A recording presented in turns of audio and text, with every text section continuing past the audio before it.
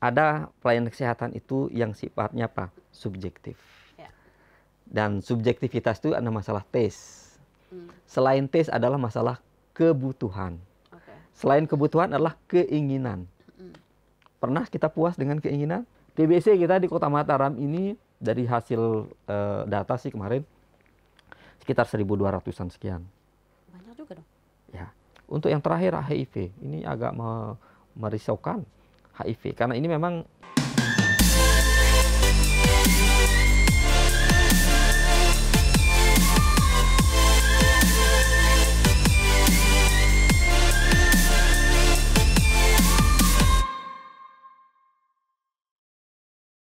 Halo Tribuners semua, selamat datang di bincangtribulombok.com bersama saya Lailatun Niam. Nah, hari ini saya akan ngobrol-ngobrol bersama Kepala Dinas Kesehatan Kota Mataram. Ya, kita berbincang santai lah seputar kesehatan, urgensi, isu apa yang menjadi atensi Dinas Kesehatan Kota Mataram dan juga program dan layanan yang untuk memudahkan pelayanan kesehatan di Kota Mataram. Di sini sudah hadir ada Bapak Kepala Dinas Kesehatan Kota Mataram, Bapak Dr. Emirat Espihan.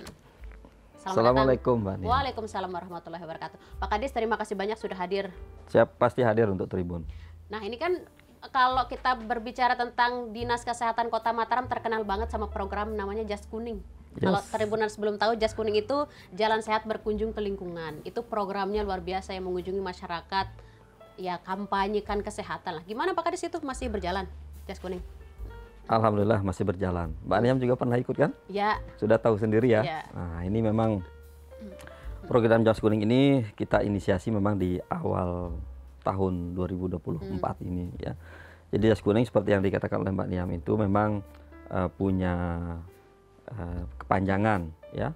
Jalan Sehat Berkunjung ke Lingkungan. Jadi jalan sehatnya ini bukan hanya sekedar berjalan, tetapi bagaimana kita memang menjalin silaturahmi dengan masyarakat, termasuk pemangku kebijakan yang ada di sana, yaitu kecamat, yaitu lurah, yaitu kepala lingkungan, yaitu kader-kader kesehatan kita juga yang ada di sana, yang berada di posyandu, karena itu adalah garda terdepan kita. Jadi Jas Kuning ini kita ingin melihat dan memetakan potensi yang ada di masyarakat kita di lingkungan itu apa, kemudian masalahnya apa secara kesehatannya, karena memang kesehatan itu adalah akibat dari banyak faktor ya. Kalau lingkungannya tidak bagus, lingkungannya tidak sehat, banyak terjadi kasus-kasus penyakit yang berbasis lingkungan ya. Begitu juga kondisi-kondisi masyarakat di sana, bagaimana akses mereka terhadap kesehatan kita bisa tahu. Jadi banyak sekali yang bisa kita dapatkan dengan program Jas Kuning ini. Dan Jas Kuning ini sendiri terdiri dari banyak unsur yang turun. Semisal saya kepala dinasnya langsung turun. Kadang kami juga meminta pimpinan kami, misalnya kemarin Pak PJS ikut turun, kemudian Ibu Ketua PKK, Ibu Ketua Dharma Wanita, bahkan unsur pimpinan dari Kejaksaan pun pernah turun, ya, sehingga kita bersama-sama berkolaborasi di sana.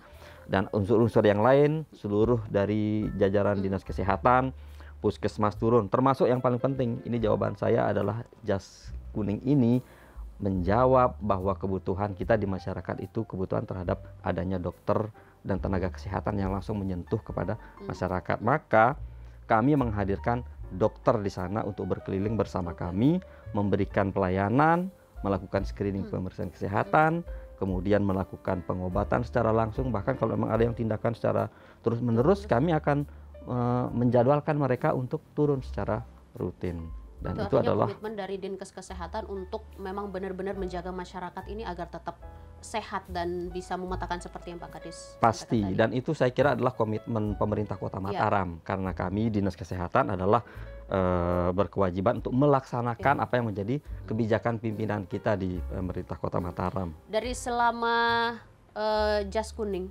Safari Jas Kuning, Safari Jas Kuning bahasanya, itu apa yang menjadi atensi atau kondisi yang seperti apa yang ditemukan di masyarakat Pak Kadis yang membutuhkan perhatian serius gitu? Oke.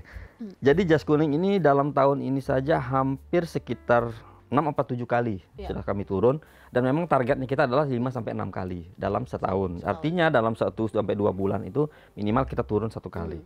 Dan itu saya petakan di masing-masing puskesmas.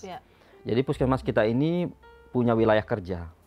Misalnya di Puskesmas Selaparang pada saat di awal-awal itu. Kami turun di sana, waktu itu adalah awal-awal terjadinya kasus stunting. Iya.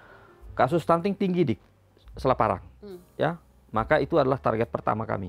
Kami turun ke sana, bertemu dengan kader, berada di Posyandu, kami sarapan bareng, kami membangun komitmen dengan semua bayi-bayi dan ibu-ibu yang memang menjadi target stunting.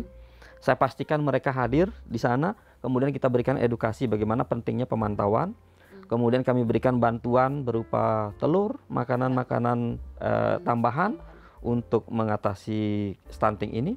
Dan alhamdulillah dalam waktu tidak sampai 6 bulan itu sudah angka stunting di Selaparang itu turun. Jadi yang berada di zona merah pada saat itu akhirnya sudah tidak berada di zona merah. Kemudian di tempat lain misalnya kemarin terakhir kami berkunjung ke Puskesmas Babakan, ya di wilayah Dasan Cermen. Kami di situ melihat bahwa lansia itu ternyata di sana itu banyak sekali. Jadi hampir di kelurahan di sana itu ada 90 orang lansia yang ada di sana. Nah ini kemarin kita berdiskusi, artinya apa? Adanya lansia yang tinggi ini menunjukkan sebenarnya angka harapan hidup kita yang sudah mulai meningkat. Ya, dengan RPJMD kita sekarang ini kita ingin menargetkan di angka 74 tahun. Mbak Niam sekarang berapa? 26. Artinya masih ada sekitar berapa tuh? 40 sekian lah. 48 tahun lagi Mbak Niam bisa hidup. Harapan hidupnya. Ya, kalau kita menghitung secara kasar seperti itu. Artinya apa? Di situ itu potensinya luar biasa. Apa yang didapatkan di sana? Ternyata masyarakat di sana itu kreatif. Banyak pekerjaan yang mereka lakukan. Aktivitas itu ada. Apa itu? Mereka di situ menggunakan barang-barang bekas untuk membuat tas. Mereka mempunyai produk-produk olahan berupa apa? Kerupuk di sana itu. Aktivitas kreatifnya. Artinya apa? Di sana itu mereka ternyata aktivitasnya itu rutin. Nah, itu yang salah satunya itu menyebabkan apa? Orang itu tidak terganggu. Ya, ada aktivitasnya. Dia tetap aktivitas secara fisik maupun secara mentalnya itu bisa melakukan aktivitas. Tidak hanya bengong, tidak hanya diam merenung, ya artinya aktivitasnya. Nah, itu yang kita petakan. Sehingga dengan adanya lansia yang banyak di sana, kita sepakati dengan puskesmasnya. Mereka harus melakukan pelayanan posyandu terintegrasi secara intensif. Nah, untuk lansia-lansia yang bisa datang berobat di sana, silakan berobat. Kalau memang tidak bisa datang ke tempat posyandu, maka dokter kita yang akan datang ke rumah masing-masing. Nah, di sana kita berikan kemarin itu juga bantuan-bantuan berupa kursi roda karena memang ada lansia-lansia kita yang tidak bisa beraktivitas. Nah, temuan-temuan seperti itu kan bagus Pak Kadis ya, dan itu bisa diterapkan di daerah, di wilayah lain di Kota Mataram, sehingga kan angka harapan hidup masyarakat Kota Mataram jauh lebih meningkat. Dan itu juga perlu adanya kolaborasi, sinergi dengan beberapa pihak juga untuk mengadakan menciptakan suatu ekosistem seperti membuka ruang kreatif tadi. Ya, setuju. Makanya kemarin itu pada saat kita turun itu banyak hal-hal yang akan dipetakan ke depannya. Termasuk adalah bagaimana lintas sektor tadi. Karena kami turun pada saat itu dengan dinas DP3A. Artinya kan ada pemberdayaan perempuan di sana. Kemudian kami turun dengan dinas sosial. Ya, dinas sosial memberikan bantuan kursi roda. Kemudian kita juga bisa jadi nanti menggandeng dari Disnaker, ya, kalau misalnya di sana seperti daerah-daerah yang misalnya usia produktifnya itu tinggi, kemudian ternyata di sana itu belum mempunyai pekerjaan, itu bisa dialihkan ke sana, termasuk dinas-dinas UMKM. Artinya begini, kegiatan seperti Jas Kuning ini sebenarnya adalah inisiasi kita, hanya nanti lebih besarnya lagi itu harus kita kolaborasikan secara bersama-sama dan kita harus turun bersama. Tidak bisa sekarang tidak ada sinergi dan kolaborasi. Kalau cuma satu pihak yang turun ya tidak bisa. Maka ini akan menjadi sesuatu yang lebih besar lagi. Saya kira nanti di kegiatan kita tahun-tahun depan ya insya Allah kita akan menggandeng banyak pihak, termasuk juga tentunya advokasi kepada pimpinan kita untuk memang membuat Jas Kuning ini menjadi sebuah program untuk pemerintah kota. Oke, ini kan kita berbicara tentang jas kuning gitu. terkait dengan peningkatan kesehatan masyarakat kan nggak cuman itu saja Pak Kades, ya nggak sekedar jalan-jalan atau menemukan suatu kondisi yang seperti itu, tapi ada kedepannya pelayanan seperti apa dan juga infrastruktur, mungkin dari sisi infrastruktur kesehatan, infrastruktur Vaskes, fasilitas kesehatan, infrastruktur ini karena kebiasaan ngomongin pilkada, infrastruktur yang belum jelas, gimana tuh Pak Kades? Ya, jadi begini. Kita di Dinas Kesehatan tentunya tetap mengacu kepada naungan yang lebih tinggi, yaitu Kementerian Kesehatan, termasuk juga dengan visi misi tentunya nanti kepala daerah, kemudian pemerintah kota sendiri. Di Kementerian Kesehatan itu kita mempunyai namanya transformasi layanan primer.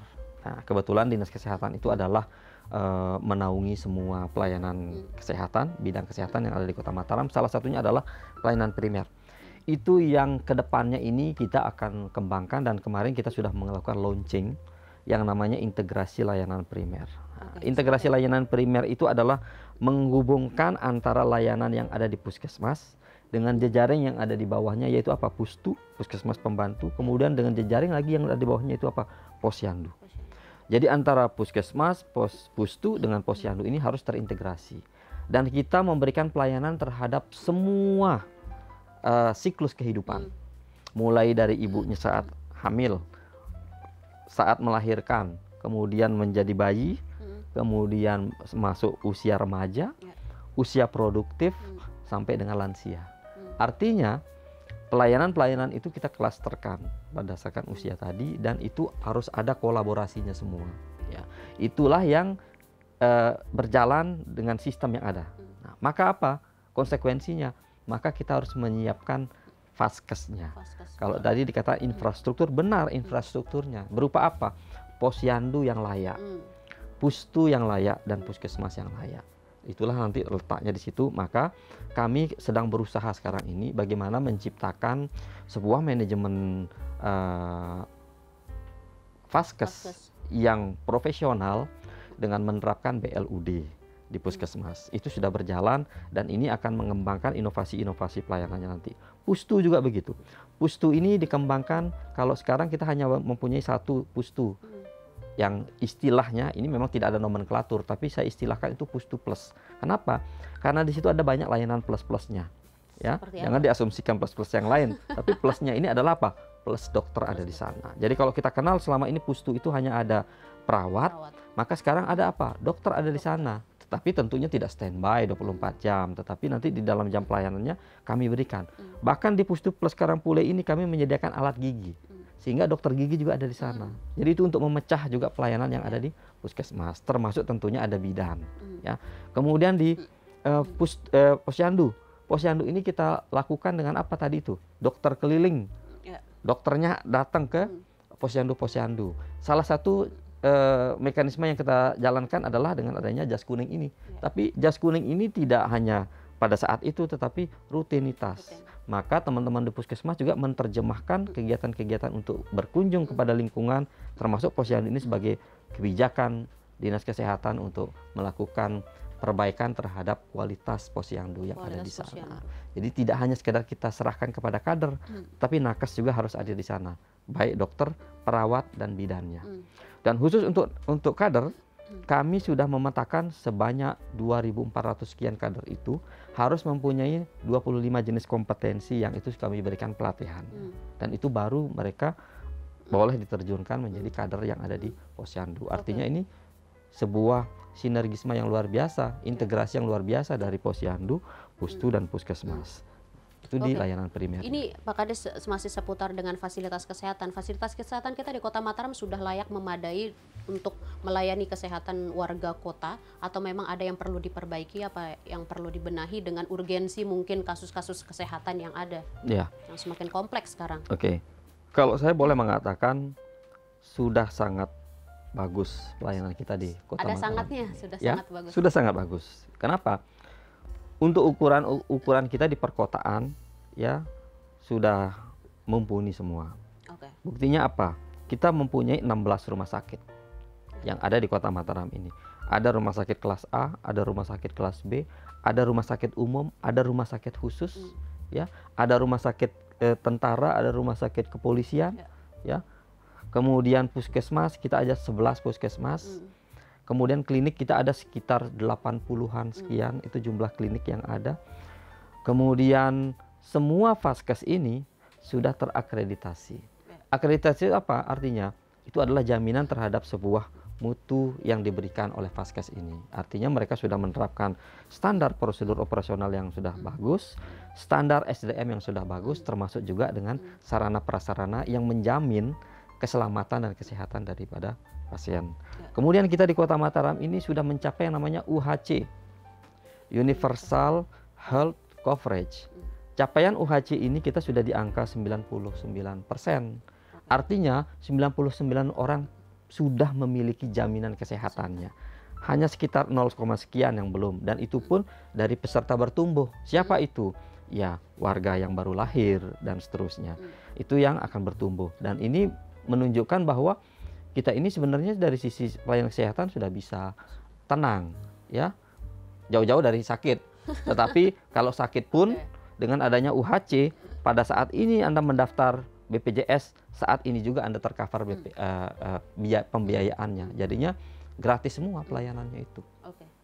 Kayaknya pelayanannya begitu paripurna ya kalau yang dijelaskan Pak Kades ya. Insya Allah. Tapi sejauh ini Pak Kades, apa nggak ada keluhan gitu dari masyarakat terkait dengan fasilitas kesehatan ataupun layanan yang masih kurang gitu dari para nakes kita? Itu ada keluhan nggak yang nyampe ke Pak Kades? Pasti ada. Pasti ada. Pasti ada. Mau dijawab sekarang? Oh iya, tentu saja dong. Saya kira nanti. Pelayanan kesehatan itu kita kembali. Ada pelayanan kesehatan itu yang sifatnya apa? Subjektif. Ya.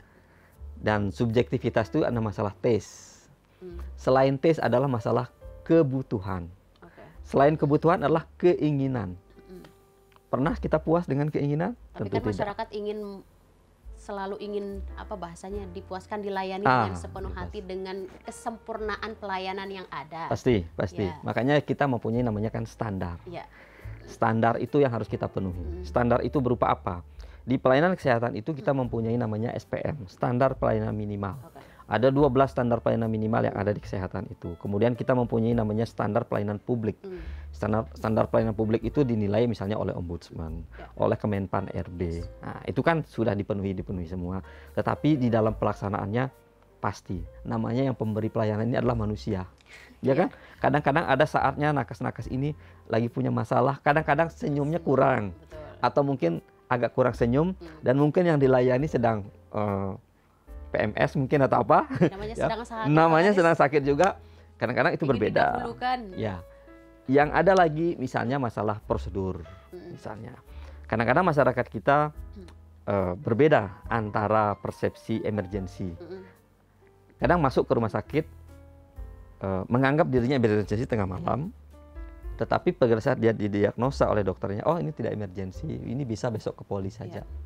Itu kadang-kadang yang menimbulkan perbedaan situ, ya. Tapi sejauh ini, ya, hampir semua permasalahan-permasalahan itu dapat diselesaikan. Kenapa? Karena kita mempunyai jalur untuk penyampaian keluhan, kemudian kritik, saran itu sudah ada. Dan tentunya semua teman-teman di rumah sakit terutama sudah mempunyai PIC, person in charge-nya, yang menangani terkait dengan komplain pasien. Itu biasanya sudah langsung bisa dihandle pada saat itu, ya, dan ini tidak berlanjut sampai panjang urusannya, ya. Yang panjang-panjang itu biasanya itu urusan yang terkait dengan hasil pelaksanaan penanganan, misalnya, ya, misalnya ada yang merasa komplikasi, kemudian ada yang ditangani kemudian misalnya menjadi infeksi. Nah, itu ranahnya nanti panjang urusannya itu dengan sengketa medis tentunya nantinya itu, ya. Oke Pak Kades, nanti saya akan berpindah ke topik, tapi sebelum itu kita minum dulu karena obrolan kita akan agak panjang ya. Dan ini adem sekali kayaknya nih.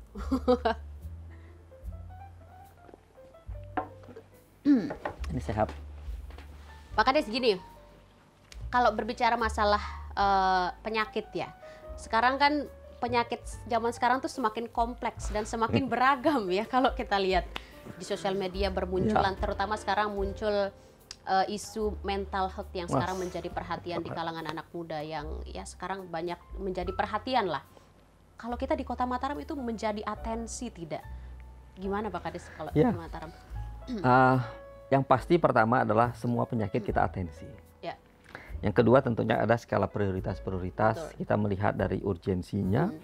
kemudian dari masifnya seperti apa sih kejadian penyakit itu. Ya.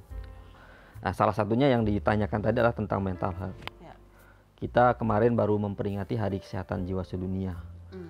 Hari Kesehatan Jiwa Sedunia di situ menekankan bagaimana pentingnya kesehatan mental di tempat kerja. Karena kalau kita lihat hampir 2/3 hidup kita ini dihabiskan di Tempat kerja. tempat kerja. Kadang ada orang yang malu dari pagi, nanti malam baru pulang. Sampai di rumah pun masih diminta oleh bosnya melengkapi data, ya kan? Ya. Artinya apa? Masih dibayang-bayangi. Masih dibayangi besok ini deadline saya apa. Pasti ada itu. Jadi itulah dinamika yang terjadi saat ini terhadap isu kesehatan. Dan ini tidak terjadi di kita saja Ya, di betul. Kota Mataram, tapi seluruh dunia. Ya. Makanya itu ditekankan bagaimana mental health ini ya itu diisukan menjadi tema besar daripada kesehatan jiwa dunia ya. Dan kita sudah mengatensi itu di Kota Mataram. Yang pertama, kami di Kota Mataram ini mempunyai program yang namanya UPKP. UPKP apa? Unit Pelayanan Kesehatan Perkantoran. Dan ini sekarang baru ada 3. Oke. Satu berada di Dinas Kesehatan Kota Mataram. Hmm. Yang kedua ada di kantor sekretariat daerah. Hmm. Yang ketiga ada di Mataram Mall. Oke. Oke, kami membuat UPKP. Jadi UPKP ini kita dorong supaya meningkatkan akses pelayanan.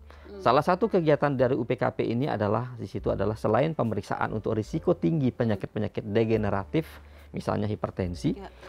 Yang lain adalah kita mempunyai screening untuk kesehatan jiwa. Screening ke jiwa. Walaupun ini memang tidak tiap hari, tetapi kita melakukan pemetaan terhadap itu. Jadi kami juga membuka ruang kepada karyawan-karyawan yang mungkin mau berdialog, yang mau berkonsultasi masalah kejiwaan. Dan kita mempunyai tools-nya untuk melakukan screening itu.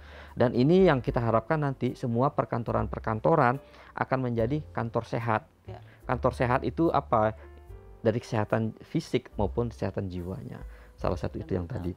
Yang kedua adalah kita di Kota Mataram ini mengembangkan namanya sekolah model sehat jiwa. Sekolah Model sehat jiwa. Ini ada di 2 sekolah, yaitu di SMP 5 dan di SMP 7. Ya. Jadi kegiatannya itu adalah dengan apa? Dengan membentuk kader-kader kesehatan jiwa yang ada di sana. Dan perlu teman-teman ketahui semua bahwa kita di Kota Mataram ini mendapatkan predikat sebagai pelaksana namanya TPKJM terbaik di NTB. TPKJM itu adalah tim pelaksana kesehatan jiwa masyarakat. Jadi Bapak Ibu bisa melaporkan kalau memang ada kasus yang Bapak Ibu temui di jalanan, itu melapor. Maka Satgas kita melalui TPKJM ini akan turun. Dan itu cepat sekali. Kemarin termasuk mungkin Pak BJS kemarin. Pak BJS melaporkan itu tidak sampai 1 jam kita sudah langsung penanganan. Kenapa? Kita mempunyai tim dari Dinas Sosial. Kita mempunyai tim dari Satpol PP. Kita mempunyai tim dari kecamatan dan kelurahan. Serta tentunya Dinas Kesehatan. Itu yang melakukan evakuasi, kemudian penanganan langsung dibawa ke RSC. Dan itu gratis. Kenapa? Kita akan mendaftarkan melalui UHC tadi itu. Nah, kembali TPKJM ini kita menjadi yang terbaik. Di sekolah tadi kita mempunyai ada kader-kader kesehatan. Termasuk kami juga melakukan sosialisasi aktif terhadap para guru. Kemudian di kelurahan, kita kalau tidak salah datanya itu sekitar 70 atau 80 kelurahan. Kita sudah melakukan 7 kelurahan dengan total kader sekitar 80 orang yang sudah terpapar dengan kesehatan jiwa. Jadi mereka ini menjadi duta-duta kita juga untuk melihat bagaimana potensi di masyarakat jika terjadi isu-isu kesehatan jiwa. Jadi kesehatan jiwa ini insya Allah di Kota Mataram ini sudah sangat bagus. Kemudian ada peran dari organisasi profesi yang saat ini kita libatkan. Saya kebetulan ketua ID Kota Mataram juga. Kemudian kita mempunyai psikiater dari Rumah Sakit Jiwa yang mengembangkan namanya Teman Bicara Sejiwa. Teman Bicara Sejiwa. Jadi mereka akan dibuat kader-kader juga dilatih untuk bagaimana melakukan dengan usia sebayanya. Jadi kadang-kadang kan isu kesehatan mental ini menjadi sensitif karena apa? Tidak ada tempat untuk berbicara. Nah, kadang-kadang kita kalau berbicara dengan yang lebih tua tidak enak, yang lebih muda tidak enak juga. Lebih baik yang sebaya. Nah, Kalau misalnya bisa menjadi bestie, syukur, ya kan? Nah, disitulah letaknya teman-teman kader, teman bicara sejiwa ini. Dan itu upaya-upaya yang dilakukan oleh Pemkot Dinkes Kota Iya, Mataram juga terhadap kita melibatkan isu. semua unsur. Betul. Jadi tidak bisa berdiri sendiri. Ya. Sekali lagi saya katakan bahwa semua kita ini harus berkolaborasi, dan itu diinisiasi kemudian kita rangkul menjadi kegiatan bersama.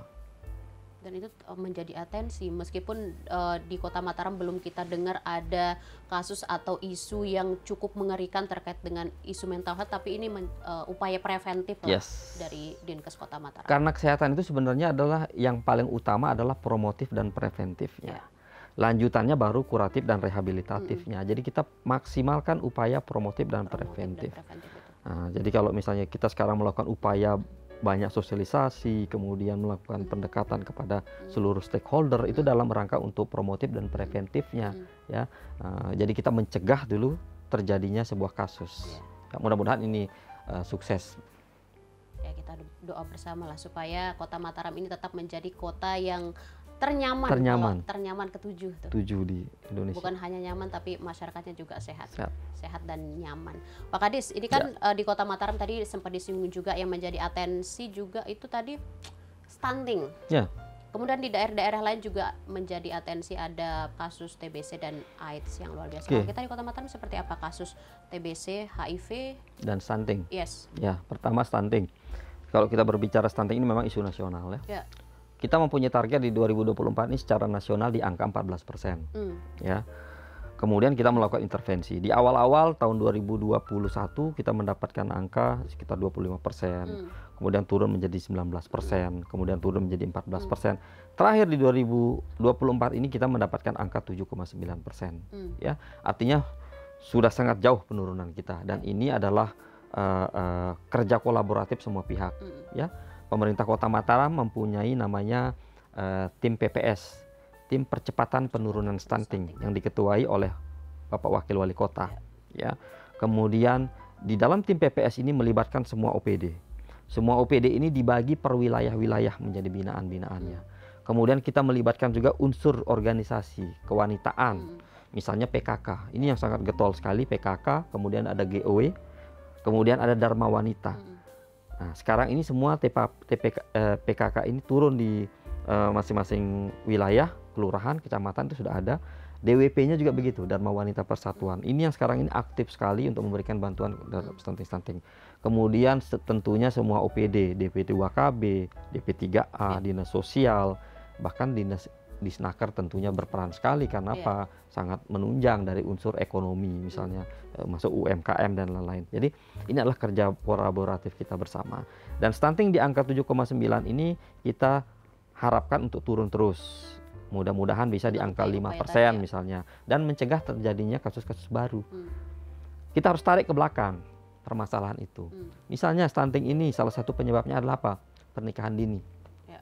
Itu masih ada di Kota Mataram, dan itu kita mesti duduk bareng dengan DP3A, dengan Kementerian Agama, dan tentunya yang lain-lain stakeholdernya untuk bagaimana mencegah terjadinya pernikahan dini.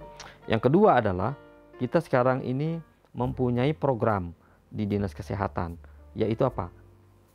Pemeriksaan kesehatan untuk calon pengantin. Calon pengantin ini harus dipastikan kondisi kesehatannya, imunisasinya. Kemudian kita mempunyai namanya kegiatan di Kota Mataram ini namanya triple eliminasi. Mengeliminasi atau menghilangkan penyakit 3, yaitu apa? TBC, sipilis, dan HIV. TBC, sipilis, dan HIV. Itu akan berpengaruh terhadap kehamilan. Makanya itu program ini sudah menjadi program nasional yang kita jalankan di pemerintah Kota Mataram, dan itu saya pastikan harus berjalan. Karena apa? Banyak akibat yang akan ditimbulkan pada saat kita tidak melakukan atensi terhadap program tersebut. Nah, termasuk juga tentunya adalah pemberian makanan tambahan untuk ibu-ibu yang hamil dengan kondisi yang kayak misalnya ya, kekurangan energi di situ. Termasuk kita mempunyai kemarin ini kegiatan, dan ini akan kita teruskan, kegiatan namanya kampanye Ibu Hamil Bahagia. Kampanye Ibu Hamil Bahagia. Jadi ibu hamil itu harus bahagia. Kenapa? Karena kalau tidak bahagia, dia tidak mau makan. Tidak mau makan, berakibat terhadap janinnya. Kalau dia tidak bahagia, dia malas untuk memeriksakan diri ke vaskes. Dia harus bahagia. Kalau tidak bahagia juga imun bisa turun. Bisa turun, bisa menimbulkan penyakit. Si ibunya berisiko, bayinya juga berisiko. Di ibu bahagia ini yang paling penting apa? Dukungan dari pasangan dan keluarga. Makanya pada saat kampanye kemarin kita lakukan di semua posyandu, kita hadirkan tuh suaminya untuk ikut-ikut lomba. Supaya apa? Mereka tambah cinta dengan istrinya. Jangan sampai nanti istrinya lagi hamil, suaminya kelayapan kemana-mana. Dia harus mendampingi, ya. Kemudian memenuhi kebutuhan nutrisi. Oleh siapa? Oleh suaminya, harus mencarikan nafkah yang halal untuk dikonsumsi oleh ibu yang hamil dan bayinya. Kemudian menarik programnya. Iya, menarik memang. Kemudian dari ibu ini dengan suaminya ini harus rutin periksa kesehatan. Kita punya program pemeriksaan kesehatan gratis. Dan itu semua USG-nya gratis di puskesmas. Jadi minimal 6 kali dalam kehamilannya dia harus memeriksakan kehamilan. Sehingga apa? Kita sudah mengetahui potensi dari bayi yang dikandungnya ini. Apakah nanti ada kelainan atau tidak. Sehingga pada saat kelahiran tidak terjadi penyakit yang dapat menyebabkan menjadi risiko stunting. Yang terakhir pada saat persalinan, kita pastikan sekarang ini kita mempunyai kebijakan secara nasional. Tidak ada lagi persalinan di poskesdes. Semua dialihkan ke puskesmas atau di rumah sakit. Karena namanya persalinan aman oleh 6 tangan. Siapa itu? Ada dokter 2 tangan, ada perawat 2 tangan, dan ada bidan 2 tangan. Jadi ada 6 tangan yang harus menangani ibu yang melahirkan. Supaya tidak terjadi komplikasi dan tidak ada terjadi kematian ibu dan bayi. Oke, itu terkait dengan stunting. Dan ibu persalinan. Sekarang yang kedua terkait dengan TBC. TBC kita di Kota Mataram ini dari hasil data sih kemarin sekitar 1.200-an sekian. Banyak juga dong. Ya, tapi ntar dulu. Banyaknya itu apa? Banyaknya karena apa? Kita ini adalah pusat rujukan di Kota Mataram. Oke. Jadi kita punya 16 rumah sakit tadi, kemudian kita punya klinik 80-an, dan kalau kita mendata jumlah dokter yang ada di Mataram ini sebanyak 900 orang. Artinya kalau semuanya kita libatkan untuk melakukan screening, kita pasti dapatkan. Nah, kita jangan takut dengan sebuah penyakit. Kenapa? Pada saat kita menemukan upaya kita bisa melakukan penanganan. Maka di Dinas Kesehatan itu prinsipnya kita adalah bagaimana menemukan kasus sebanyak-banyaknya. Karena pada saat kita tidak temukan, maka dia akan menjadi silent killer. Ya, dia akan menjadi pembunuh yang diam-diam ke sana kemari tuh. Orang yang TBC kita tidak tahu diagnosanya, maka dia tidak bisa menjaga dirinya. Dia akan tetap berinteraksi, dia tetap masuk kerja, dia tetap menularkan kepada orang lain. Karena tidak terdeteksi. Tidak terdeteksi. Dan namanya penyakit-penyakit seperti ini adalah fenomena gunung es. Iceberg phenomenon. Jadi fenomena gunung es yang munculnya sedikit padahal banyak kasusnya. Nah, ada nggak Pak Kadis program dari Dinas Kesehatan untuk men-screening masyarakat warga Kota Mataram terindikasi penyakit TBC, AIDS dan sebagainya tadi? Yes, itu dia yang mau saya jelaskan. Jadi kita TBC itu ya kita melakukan screening terhadap semua orang yang memenuhi gejala TBC. Misalnya apa itu? Batuk yang berpanjangan. Kita pasti periksa. Dan kita mempunyai namanya TCM, tes cepat molekuler untuk mendeteksi itu. Idealnya sebenarnya dalam jangka hitungan jam kita bisa tentukan maksimal 3 hari. Kita bisa mendiagnosa. Pada saat orang terdiagnosa, ya, maka kita akan melakukan edukasi. Bagaimana melakukan isolasi mandiri, etika batuknya, penggunaan APD yang benar, termasuk juga yang namanya pendampingan dari keluarga untuk melakukan kepatuhan meminum obatnya. Ya, karena apa? Obat ini gratis sudah sekarang, ya. Tinggal konsistensi daripada pasien itu sendiri karena memang pengobatannya agak panjang selama 6 bulan. Tapi kalau dia konsisten, kemudian 2 bulan dia melakukan, maka dia sudah bisa menurunkan angka penularan, bahkan tidak bisa menularkan. Itu kalau dia konsisten meminum obatnya.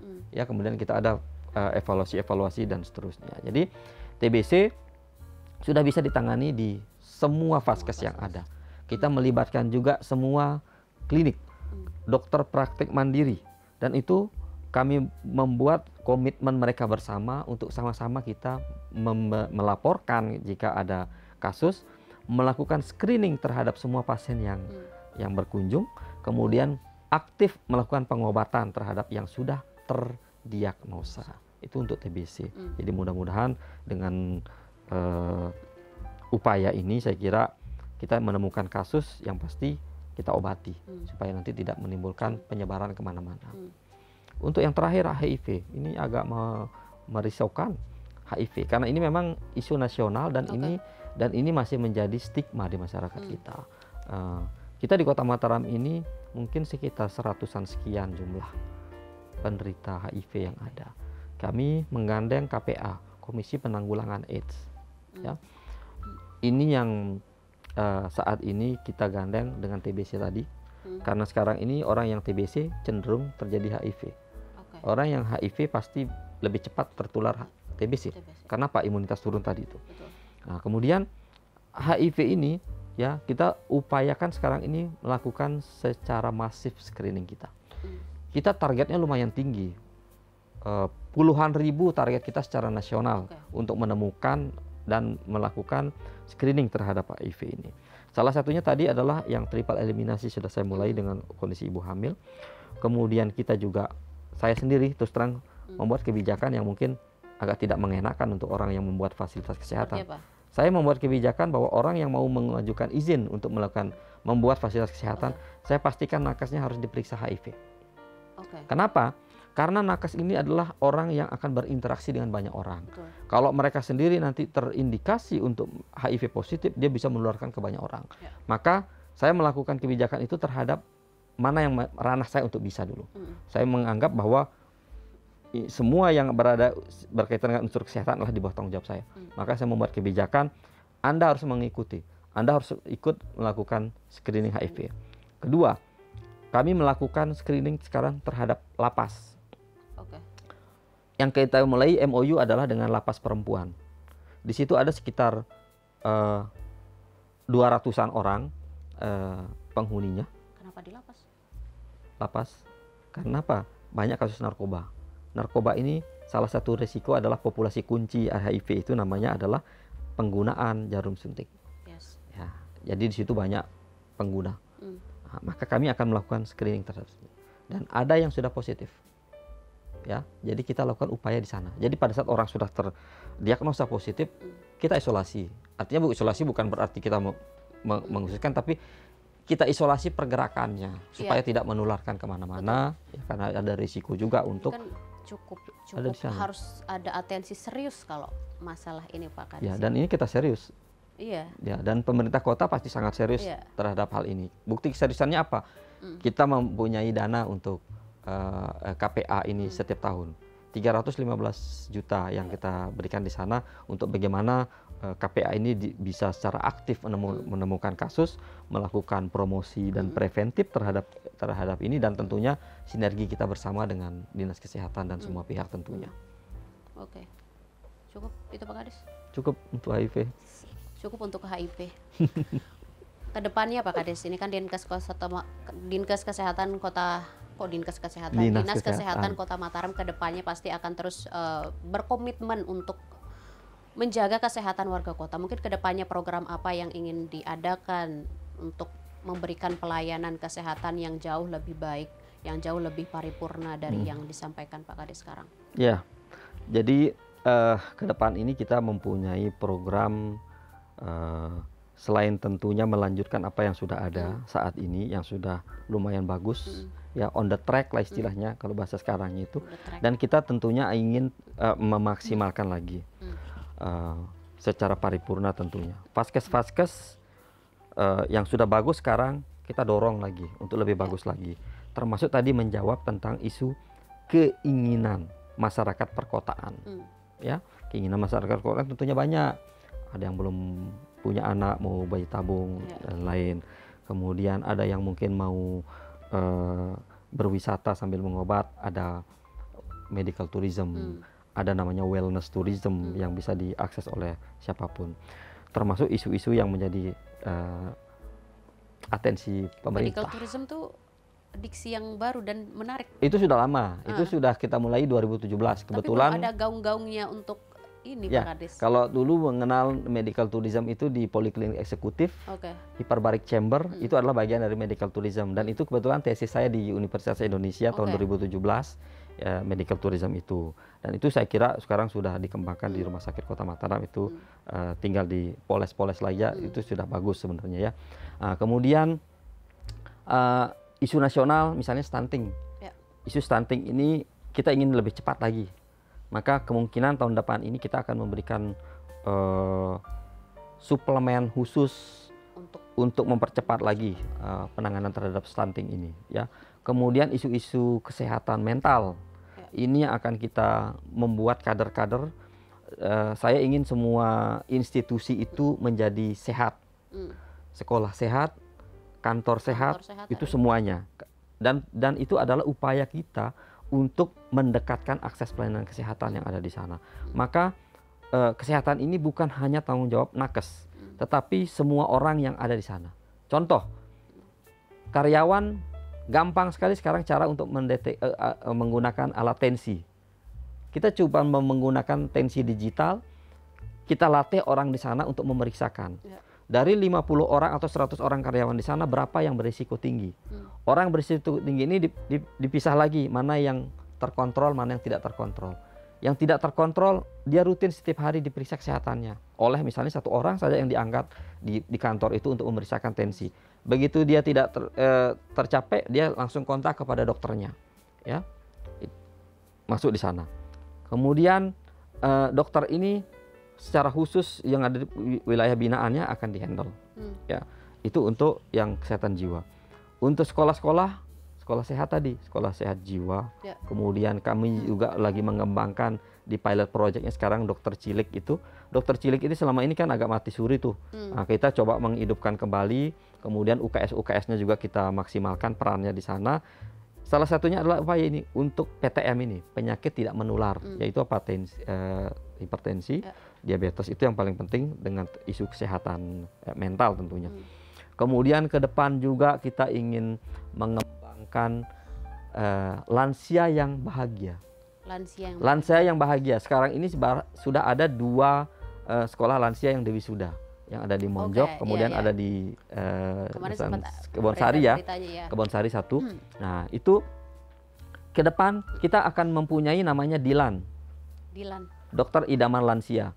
Nah, dokter Idaman Lansia ini kami akan membuat dokter-dokternya itu, sekolah lansia ini ada dokternya. Jadi pada saat lansia ini hasil pemeriksaannya jelek, dokternya yang akan menghandle. Dan itu akan menjadi apa ya, sebuah motivasi dan semangat hidup sebenarnya untuk para lansia ini. Karena sekolah lansia ini prinsipnya adalah membahagiakan para lansia, tidak boleh dia stres, jangan dia sampai terbebani dengan dengan kesehatannya. Ada treatment-treatment tertentu lah untuk menangani. Yes, itu dia. Ya, itu dia yang akan kita kembangkan di sana. Termasuk juga screening kesehatan. Screening kesehatan untuk usia produktif, kami akan melakukan pemetaan. Jika yang berisiko tinggi, maka kita akan memberikan secara gratis. Dan insya Allah ini pemerintah Kota Mataram akan support untuk kegiatan screening ini. Jadi ada isu kesehatan mental, kemudian untuk segala usia ini akan tertangani dengan baik. Kemudian infrastruktur tadi, seperti pertanyaannya pertama dari Mbak Niam, itu semua akan kita coba melakukan pembenahan. Walaupun mungkin tidak 100%, kita secara bertahap dan kita sesuaikan dengan tentunya kemampuan dari pemerintah daerah Kota Mataram untuk mengembangkan pelayanan yang paripurna dalam bidang kesehatan kita di Kota Mataram. Muaranya kan gitu, pelayanannya berujung ke paripurnaan dan masyarakat sehat, sejahtera dan aman dan nyaman di Kota Mataram. Amin. Oke, Pak Kadis, terima kasih banyak. Ini kita sudah berbincang-bincang banyak terkait dengan program, kita diskusi dengan masalah kesehatan yang ada di Kota Mataram. Mungkin nanti kita bisa ngobrol lagi Pak Kadis dengan topik yang berbeda. Boleh, siap. Oke Tribuners, nanti kita jumpa lagi, kita ngobrol-ngobrol lagi di bincangtribulombok.com. Saya Lailatul Niam dan di sini ada Bapak Kepala Dinas Kesehatan Kota Mataram, Bapak Dr. Emirat Lesbihan. Pamit undur diri, sampai jumpa. Wassalamualaikum warahmatullahi wabarakatuh. Waalaikumsalam. Pak Kadis, terima kasih banyak sudah sharing banyak hal di Tribun.